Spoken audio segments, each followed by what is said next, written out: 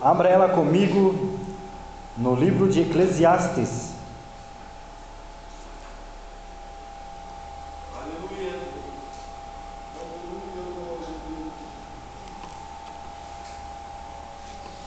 Está um tema, irmão, que assusta muita gente.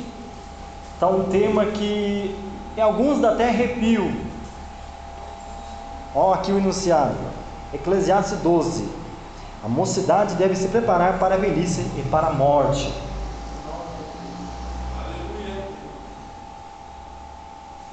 Sabemos que a vida é um conto ligeiro, é um sopro, hoje vem, amanhã passa, e o que é de nós? Fica lembranças por um tempo, e depois, irmãos, ninguém mais se lembra da gente, não é verdade?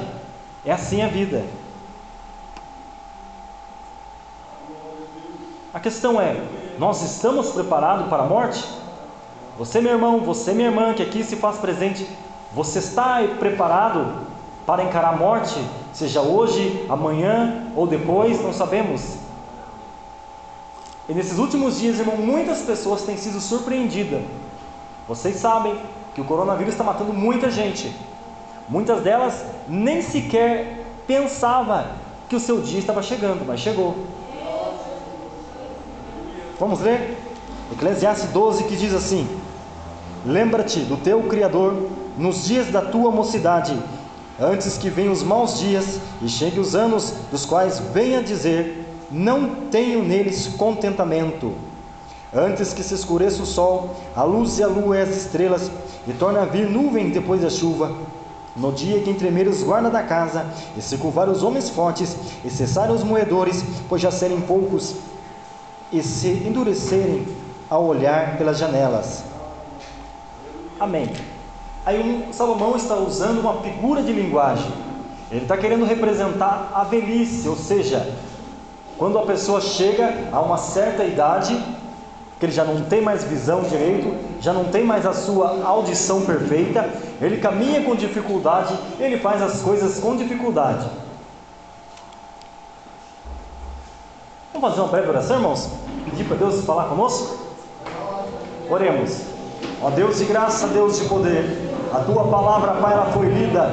Fale-nos, ó Pai, com poder e autoridade, que não seja minha voz ser ouvida aqui esta noite, mas seja a voz do Espírito Santo. Renova as minhas forças e renova cada irmão, cada irmã, quebra os grilhões e as correntes que têm amarrado as pessoas, ó Pai, no pecado. Tem misericórdia de nós, ó Deus, eu te peço, eu te agradeço, certo da Tua resposta, em nome de Jesus. Senta, dê aquela linda salva de palmas para Jesus. Para quem não sabe quem foi Salomão, Salomão foi um homem muito sábio, talvez em milhares de anos, não só o homem mais sábio da sua época. Deus deu uma sabedoria tal para ele, e ele viveu a sua vida, irmão, ao máximo. Ele mesmo diz isso, se você estudar o livro de Eclesiastes, aliás, Provérbios, Cantares e Eclesiastes, são partes do período de vida dele, ou seja, Provérbios na sua idade madura, Cantares logo que ele era jovem, que ele assumiu o trono, e Eclesiastes na sua velhice, o qual ele percebeu que a vida que ele vivia, a vida que ele provou ao máximo, era vã, era fútil. Ele mesmo diz isso, que tudo é vaidade. 11:8. Mas se o homem viver muitos anos, em todos eles se alegrar, também deve se lembrar dos dias das trevas, porque hão de ser muitos, tudo quanto que sucede é vaidade. Salomão percebeu que, embora ele tivesse riqueza, embora ele pudesse provar as coisas mais melhores que outras pessoas não poderiam, digamos o dia de hoje, seria o melhor carro, a melhor casa, as melhores roupas, as melhores bebidas, comidas, jatinho particular. É claro que no tempo dele não tinha isso, mas trazendo para o nosso tempo, seria alguém que leva uma vida assim, que não tem problema com nada, que o Deus dele é o dinheiro. Por quê? Porque não sente falta. E quando nós somos abastados por Deus, quando Deus nos dá bastante prosperidade, a gente pouco se lembra de Deus, porque é na nossa aflição, é no nosso sofrimento que a pessoa acorda e percebe que ela não é nada. que eu e você percebemos que nós somos pó e precisamos da misericórdia. Salomão, como rei, viveu ao máximo que ele pôde. Ele percebeu que toda a vida dele tinha sido jogada fora. Ele mesmo diz: por um tempo ele se perdeu, mas na sua velhice Deus trouxe ele de volta aos eixos. Se você estudar os livros do rei Salomão, você vai perceber isso. Muitas pessoas têm dúvida acerca da salvação de Salomão, mas pelo livro de Eclesiastes nós sabemos que Deus salvou ele, porque ele deixou aqui para nós muitas coisas que servem de exemplo. A realidade da morte. Muitas pessoas, irmãos, jamais pensam que o seu dia está chegando. Mas por que, pregador, você está falando isso? Eu falo porque Jesus, Ele te ama. Jesus, Ele não quer que você se perca. Meu amigo, minha amiga que se encontra aqui, irmão e irmã, Jesus, Ele te ama tanto que Ele não quer que você se perca. Você acredite ou não em mim, você dê crédito a esse humilde pregador ou não, é uma realidade. Não existe purgatório. Muitas pessoas acreditam piamente que serão salvas do fogo do inferno. Muitas pessoas acreditam que Deus não mandará ninguém ao inferno. Verdade, Deus não mandará ninguém ao inferno, mas são as nossas obras. A Bíblia diz que Deus não se deixa escarnecer. Tudo que o homem semear, também ele ceifará. Então não queira eu fazer tudo o que dá na minha telha, fazer todas as coisas, viver ao meu entendimento, e pensar que vou escapar da ira vindoura, sendo que Jesus Cristo morreu na cruz por mim, sendo que Jesus Cristo se despiu da sua glória, foi pregado no madeiro. Pensa, irmãos, você acha que Jesus Cristo, Ele não poderia descer daquele madeiro? Claro que Ele poderia. Ele criou os céus e a terra. A Bíblia fala que antes que Abraão existisse, eu sou, Jesus dizendo isso. O princípio era o verbo estava com Deus e o verbo era Deus. E sem Ele nada que se fez faria. De quem está falando? Jesus Cristo. A Bíblia fala que o Espírito de Deus se pairava sobre as águas. Quem era, irmão? Teofania, era Jesus Cristo. Era Jesus, porque sem Ele tudo que se fez, nada se faria. Ele se despiu da sua glória, foi pregado no madeiro, desceu ao nosso nível, irmãos. Veja, nós somos falhos, você sabe. Nenhum de nós é perfeito. O irmão Josiel não é perfeito, você não é, nenhum de nós somos. E Deus baixou ao nosso nível para entendermos, para ser pregado numa cruz e dar para nós o direito de vida. Veja, toda a Bíblia aponta para uma só direção. Se nós fazermos um estudo minucioso, irmãos, de Gênesis a Apocalipse, para quem vai apontar? Jesus Cristo. Não há desvios, não há atalhos, é Jesus. Muitas pessoas pensam que vão escapar da ira. Muitas pessoas, irmão, na antiguidade pagavam indulgência. O que é indulgência? Indulgência era quando a igreja católica não tinha mais fundos. O que ela fazia? Ela prometia uma salvação. Ela prometia livrar os entes queridos daquelas pessoas do fogo do inferno. E aquelas pessoas subiam grandes escadas de joelho. Aquelas pessoas vendiam o que não tinha. A maioria dos camponeses, irmão, não tinha nada para comer. Ia lá, vendia o que não tinha para tentar livrar uma pessoa, um ente querido, do inferno. Veja se pode uma coisa dessa. Foram enganadas porque elas estavam caminhando a passos largos para o inferno. É somente Jesus Cristo. Salomão, ele vem dizer: tudo é vaidade. O que é vaidade? É um esforço vão. Vaidade é uma coisa inútil, uma coisa que não traz proveito. E sabemos que tudo o que fazemos fora da Bíblia, ou seja, fora do centro da luz que Deus nos dá, tudo é vaidade, ou seja, tudo é pecado. O que é pecado? Pecado significa errar o alvo. Quem é o alvo? Jesus Cristo. Então toda vez que quando eu e você erramos o alvo, isso é chamado pecado. Errar o alvo, porque o alvo é Cristo. Deus, Ele aponta a direção, nós vamos para outra. Deus aponta o caminho, nós escolhemos outro. Achamos que o caminho de Deus não é aquele certo para nós. Achamos que o caminho de Deus vai trazer consequências desprazerosas. Mas a Bíblia fala que os pensamentos de Deus são mais altos que o meu e o seu. A Bíblia também fala que Deus vê além do que nós podemos ver. Nós somos falíveis. Nós somos mortais. Deus enxerga muito além do que eu e você podemos enxergar. O irmão Josiel poderia ter um doutorado em teologia, o irmão Josiel poderia ter estudado nas melhores escolas, mas toda a sabedoria seria vã se eu não apontar para Cristo, se eu não seguir o caminho de Cristo, se eu não seguir. E o caminho de Cristo, irmão, é na Bíblia. Abra a Bíblia e veja se ela é um espelho para você, para mim, para nós. Jesus Cristo, Ele nos ama. O rei Salomão também diz que o fim de todas as coisas é temer ao Senhor, porque Deus trará juízo a toda obra.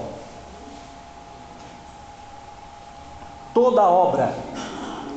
Há muitas pessoas que pensam que só algumas coisas Deus vai cobrar. Não, irmão. Se nós não estamos com a nossa vida em Cristo, se nós não estamos seguindo os passos de Jesus, então nós estamos totalmente contrário, trilhando um caminho perigoso, trilhando um caminho, irmãos, que um passo em falso nós podemos cair no abismo. Isso é verdade. Quantas pessoas, irmãos, não puderam ter a oportunidade de dar seu primeiro respiro fundo esta manhã? Quantas pessoas estão entubadas lá nos hospitais, estão clamando por misericórdia, mas eu e você estamos aqui na igreja. Olha a oportunidade que Deus dá. Você acha isso pouco?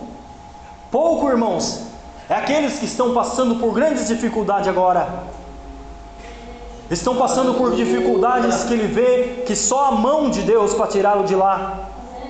Sabemos que nós temos esse privilégio e muitas vezes nós não damos importância. Não é verdade que a gente só dá falta de uma coisa quando nós perdemos? Não é verdade que o homem só sente falta quando é tocado nele? Mas será que é preciso Deus permitir eu ir lá no hospital, ficar entre a vida e a morte para me reconhecer que Ele é Deus e Senhor? Será, irmãos, que é preciso de nós passar por grandes tribulações para nós termos que reconhecer que Deus Ele nos ama? A escolha Jesus, enquanto há esperança. A esperança, irmão, se chama Jesus Cristo e o tempo é hoje, não é amanhã. Irmãos, eu evangelizava um rapaz lá na cidade onde eu moro. Eu evangelizava ele. Eu entregava um folheto e falava: Jesus te ama, Jesus quer te salvar, mude de vida. Entrava por um ouvido e saía pelo outro. Passou-se um tempo, irmão, eu descobri que ele tinha morrido de cirrose.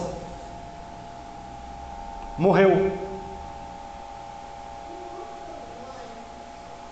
Veja quantas oportunidades Deus deu para ele, quantas oportunidades Deus usou a minha pequena vida para falar de Jesus, e quantos outros não falou de Jesus para ele.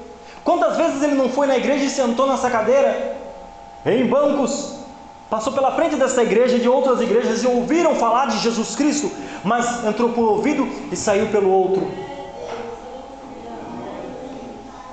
Teve um colega de trabalho meu que morreu, tomou as 2 vacinas do corona e ele morreu. Foi para mim um choque, porque eu nunca pensava que ele ia morrer. E ele morreu e eu perguntava: Senhor, eu orava para Deus salvar ele. Eu orava para Deus salvar ele. Senhor, onde ele está? Onde ele está? Onde ele está? Porque eu me preocupei, porque eu orava para Deus salvar ele. Sabe o que Deus falou para mim? Ele teve a oportunidade dele, mas rejeitou. Veja, irmãos, é muito sério isto. Há pessoas que duram muito, irmãos. A minha avó está com 85, a minha bisavó não durou 96, mas eu conheço pessoas que passou dos 100 anos. Veja quantos anos Deus tem dado. Deus tem dado. Mas, irmão, eu sou muito jovem, tenho 15, 17 anos, não importa. Você acha que você é jovem demais para Jesus te salvar? Você acha que você é jovem demais para aceitar a luz, rejeitar as trevas? Agora me diz uma coisa, me responda a pergunta: você acha que o inferno acha jovem demais os jovens que morreram com 12, 13, 15, 17, 18, 20 e assim por diante? Não. A meta de Satanás é roubar, matar e destruir, como diz João 10:10. O ladrão veio matar, roubar e destruir, mas que Jesus disse: eu venho para dar vida e vida com abundância. O diabo, irmão, ele nunca vai mostrar para você o fim do atalho.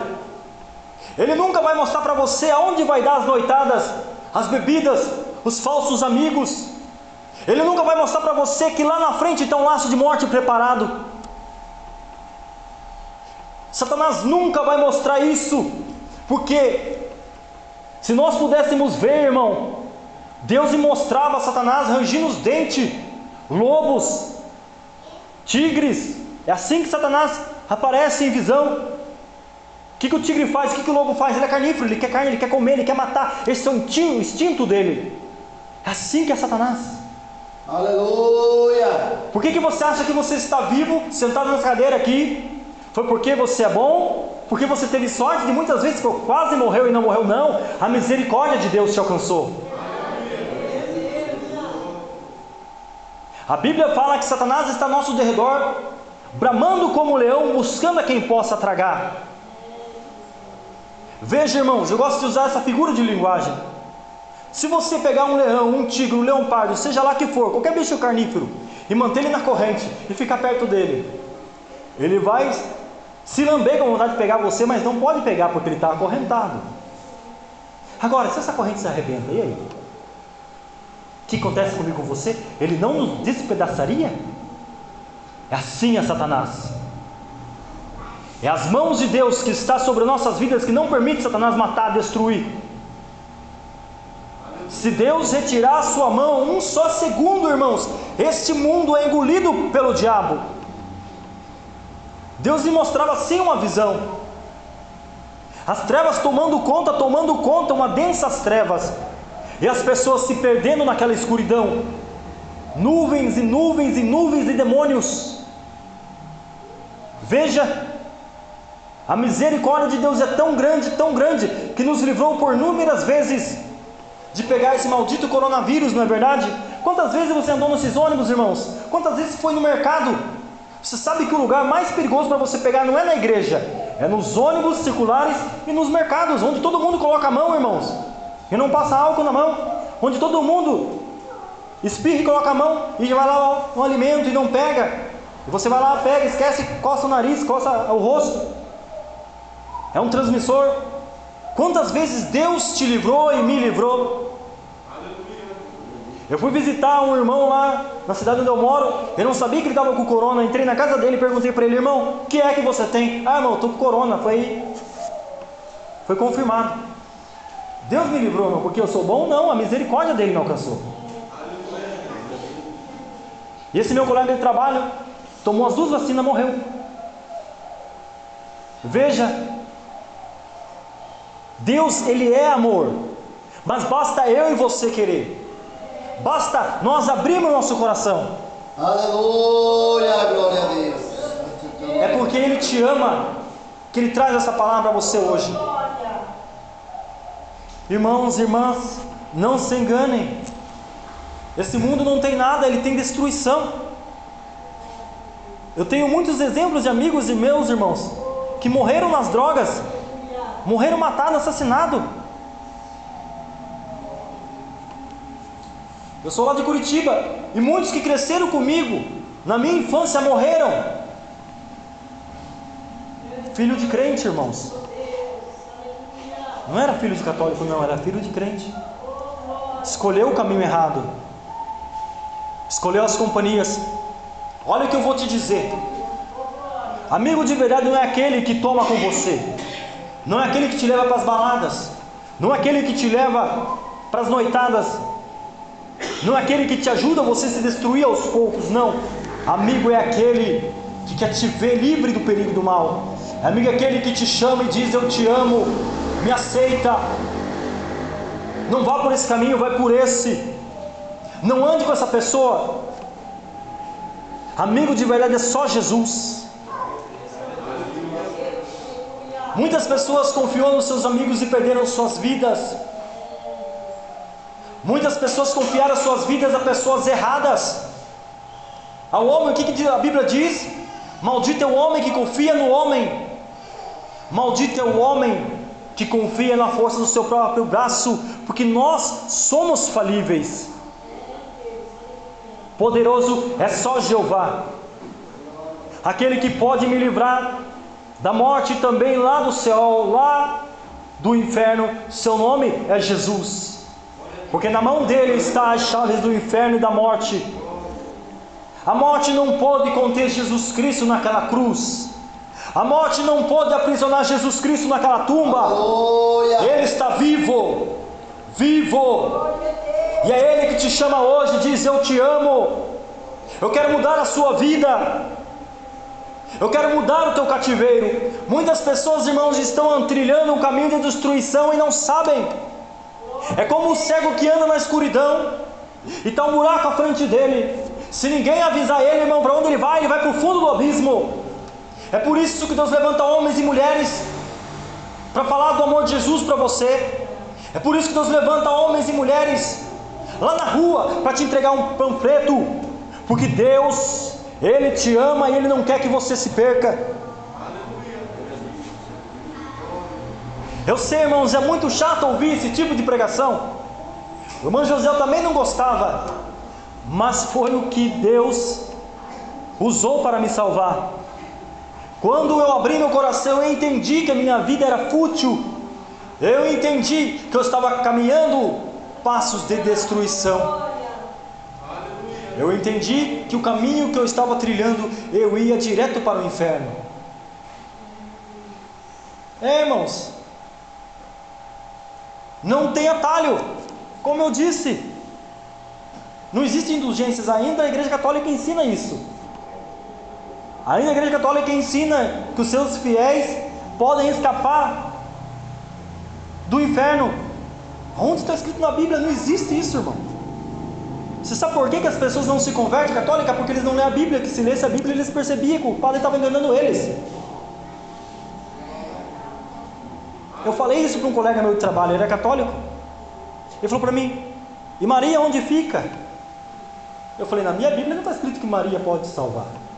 Eu não sei disso, Bruno, eu não sei. Onde fica Maria nessa hora? Eu falei: eu vou provar para você que eu estou certo. Pedi licença para ele. Eu tenho uma Bíblia Católica, edição pastoral de 1996. É a mais fiel dos ensinamentos católicos. Não muda nada, irmão, só tem 5 livros a mais que a nossa Bíblia. São livros apócrifos que não foi canonizado no tempo que foi compilada a Bíblia, porque são livros duvidosos. Judite, Baruque, me foge a memória os outros agora, que não tinha embasamento pelos rabinos. Os rabinos fizeram uma compilação da Bíblia e decidiram tirar aqueles 5 livros. Aí compilou essa Bíblia aqui, traduzida por João Ferreira de Almeida, um jovem muito estudioso, servo do Senhor Jesus Cristo. E eu mostrei para ele na própria Bíblia dele que ele estava errado, que ele estava sendo enganado. Ele ficou quieto, irmãos, ele não teve argumento, porque contra fatos não há argumentos. Mas ele não quis abrir mão da sua devoção a Maria. A minha parte eu fiz. Agora está ele com Deus. Se as pessoas não lessem a Bíblia, elas perceberiam que estão trilhando um caminho de trevas. A Bíblia é recheada. Nós temos uma escolha. Mateus diz sobre isso. Mateus 7, versículo 13. Jesus Cristo fala que nós temos uma escolha, e cabe a mim e a você fazer nossa escolha essa noite. Ah, pregador, amanhã não é amanhã. Você sabe se você vai amanhecer? Você sabe se Deus vai te dar mais uma oportunidade? Eu não sei. Amanhã o irmão José pode não estar entre os vivos. Pode não estar. E como pode estar? Isso só Deus sabe. Mateus 7,13 diz: entrai pela porta estreita, porque larga é a porta e espaçoso o caminho que conduz à perdição, e muitos são as que entram por ela. E porque estreita é a porta e apertado o caminho que leva à vida, há poucos que a encontram. Veja, irmãos, veja que o caminho não fácil não é o caminho que Satanás apresentou a você. Aliás, o caminho fácil não é aquele que Deus preparou para você, foi Satanás. Todo atalho, irmãos, todo caminho fácil, no final pode ter surpresas desagradáveis. Há muitas pessoas que são levadas por atalhos e lá no fundo, lá do atalho, está esperando alguém para assaltar ele e ela. Quantos caminhoneiros, irmão, pegou o atalho e sofreu as consequências?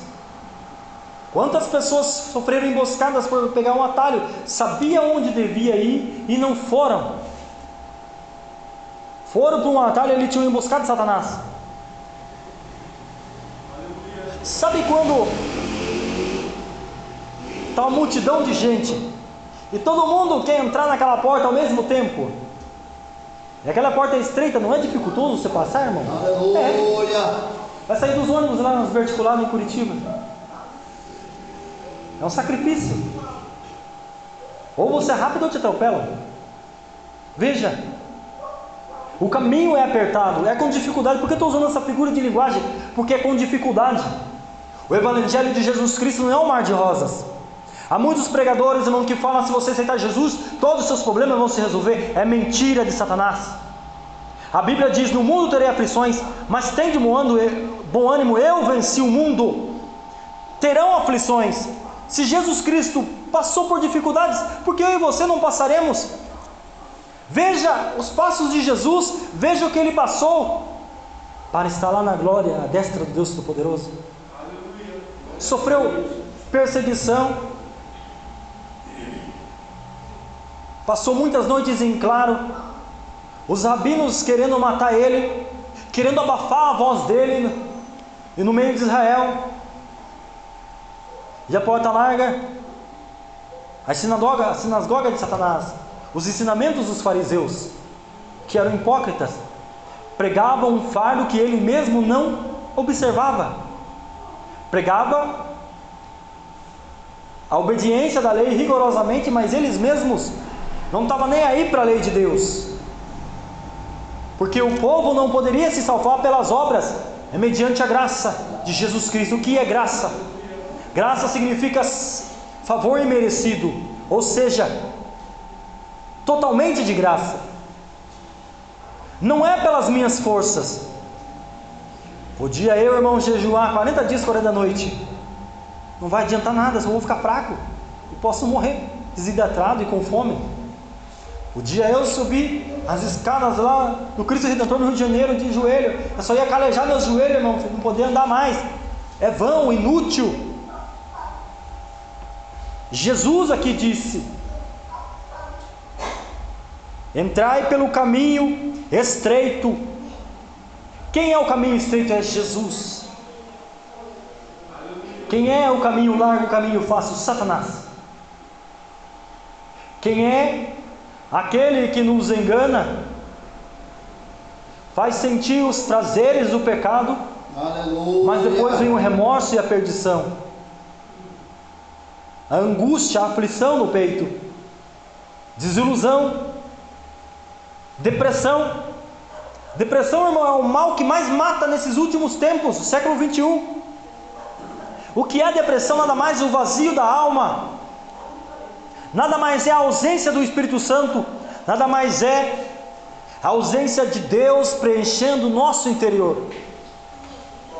Há um vazio tão grande na alma do homem e da mulher que não pode se preencher por riquezas, por prazeres, por mulheres, por carros, por homens, por iates de luxo, triplex lá em Miami, ou então em Dubai, que é o lugar onde tem mais pessoas mais bilionárias da história, e também na Europa. Não, essas coisas são vãs, vão ficar. Você já viu falar de Chernobyl? Você já viu falar das cidades fantasma lá da Rússia? Uma bomba atômica, um reator, quero dizer, acabou explodindo lá, irmão, e dizimou uma cidade inteira. Assim como aconteceu na explosão de Hiroshima e Nagasaki, dos reatores nucleares lá, os Estados Unidos jogou uma bomba lá, devastou a cidade. É assim que é. Um dia foi beleza, um dia, o glamour, o luxo, mas tudo passa. Assim como as cidades estão no esquecimento, ninguém pode andar lá eu esqueci a palavra. O nível de radiação é muito grande que se as pessoas não usar máscara, elas morrem com câncer em pouco tempo, 2, 3 anos, não vai lá 20, 30 anos que nem aconteceu lá no Japão. Irmãos, o pecado é assim. O pecado não vai nos matar na hora. Muitos morrem na hora, né, irmão? Há níveis de pecado, há níveis de cálices. Mas Satanás, ele é ardiloso e sutil. Satanás, ele vem com um sapatinho de algodão. Ele não puxa a corda de uma vez só, não. Ele vai te dando corda para cada vez mais você descer no abismo. A Bíblia fala que um abismo chama outro abismo. E é assim que é. Repare aquelas pessoas, irmão. Ela começa num cigarro apenas, numa bebida, e vai para uma droga mais forte. E vai indo, vai indo. Quando vê, irmão, ela está usando crack, heroína. Quantos colegas meus falaram isso para mim, que começou numa bebida, num cigarrinho de maconha, e agora estão no crack e não tem força mais para se levantar. Quantas pessoas contaram isso para mim, irmãos? Veja, um abismo chama outro abismo. É só Jesus que te liberta. Aleluia. É só Jesus que pode te salvar. Foi Ele o único que morreu na cruz. Foi Ele o único que ressuscitou. Confúcio não ressuscitou. Buda não ressuscitou. Lenin ainda está lá embalsamado, lá na União Soviética. Quantos reformadores? Maomé, o profeta de Alá, está lá os ossos dele lá em Meca. Eles não ressuscitaram. Agora Jesus Cristo, se você vai lá, irmão, se você puder, eu nunca pude, mas quem sabe Deus vai me levar lá. Podemos levar lá em Israel, lá onde foi a tumba de Jesus, está escrito: It's not here, he is alive. Ele não está aqui, ele ressuscitou. Jesus ressuscitou. Então nós temos esperança. Você e eu temos esperança em Cristo. E é Ele que está aqui essa noite. A Bíblia fala: aonde tiver 2 ou 3 reunidos ali em meu nome, ali eu estaria no meio. E é Ele que te chama hoje. Se coloca de pé.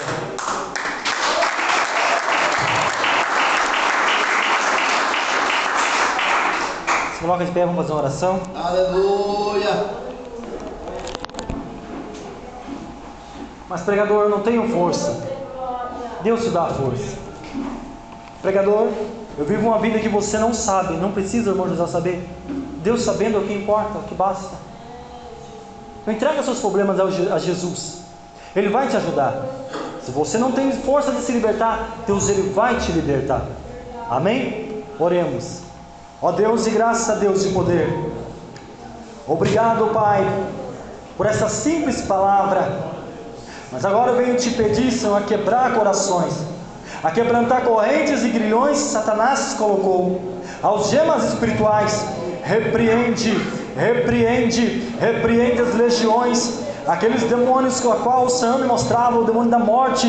Repreende, Senhor, livra esse povo, livra esses jovens, essas jovens que estão aqui, esses homens, essas mulheres, o seu servo, a sua serva, obreiros, obreiras, membros, visitantes. Livra, Senhor, das garras do diabo. Livra, Senhor, tem misericórdia